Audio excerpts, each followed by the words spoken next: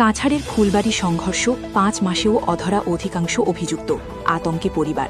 কাছাড়ের কাটিগড়ার ফুলবাড়ি এলাকায় জমি বিবাদকে কেন্দ্র করে ঘটে যাওয়া রক্তক্ষয়ী সংঘর্ষের 5 মাস পরও অধিকাংশ অভিযুক্ত গ্রেফতার না হওয়ায় চরম নিরাপত্তাহীনতায় ভুগছে আক্রান্ত পরিবারগুলি। গত 16 নভেম্বর ধান কাটাকে কেন্দ্র করে দুই পক্ষের মধ্যে দা ও লাঠিসোঁটা নিয়ে সংঘর্ষে 3 জন মহিলাসহ মোট 7 জন গুরুতর আহত হন। তাদের মধ্যে কয়েকজনকে শিলচর মেডিকেল কলেজে ভর্তি করতে হয়। মাঠনায় 15 জনের বিরুদ্ধে অভিযোগ দায়ের হলেও এখন পর্যন্ত মাত্র 2 জনকে আটক করেছে পুলিশ।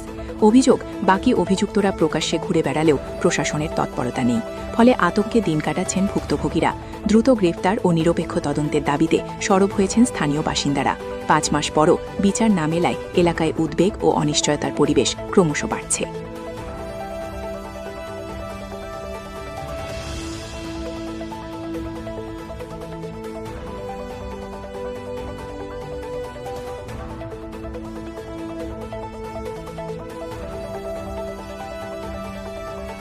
আমার নাম মুজিবুল আলম লস্কর, ফুলবাড়ি বরাকপাড় পার্ট 2 পার্ট 3।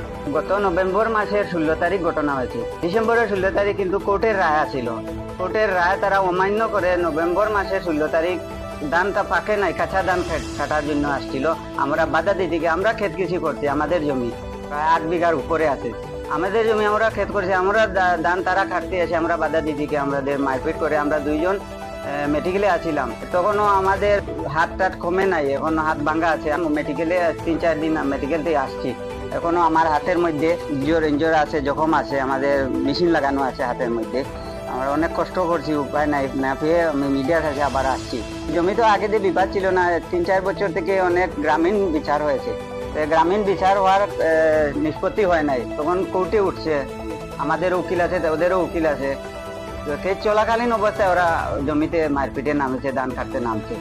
এটা আলতা হোসেন বড়বইয়া, জাকির হোসেন বড়বইয়া, দিলওয়ার হোসেন বড়বইয়া, আমির আলী, আর আলতা হোসেনের ছেলে 1 জন, আলতা হোসেনের বোন 6 জন, আলতা হোসেনের আরো ফ্যামিলির মানুষ আছে। সবার নাম আমি জানি না, আমি বাড়িতে বেশ থাকি না, বাইরে রোজগারের জন্য থাকি। বাড়িতে আসছিলাম, আসার সময় হঠাৎ করে এই ঘটনা। এখন অসুবিধা, আসামিগুলা এখন তো অনেক দিন হয়ে গেছে, 4-5 মাস হয়েছে। ওরা তো ডেমকিয়ার বাড়িতে আসে আমাদেরকে চলাফেরার জন্য অসুবিধা করছে, অস্ত্র লইয়া ঘোরাফেরা করছে।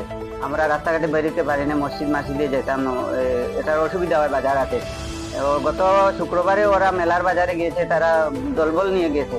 আমরা দেখে বয়ে পাইয়া বাজার থেকে বেরিয়ে আসছি, কিন্তু করার কিছু নাই, আমরা বাজার করি নাই, আমরা বাড়িতে এসে গেছি। বাজারহাটে তো যেতে হয়। যাত্রাপুর বাজারে গিয়েও বাজার করছে, তারা ঘোরাফেরা করছে। প্রশাসনের কাছে দৃষ্টিও আকর্ষণ করছি আসামিগুলা অ্যারেস্ট করার জন্য।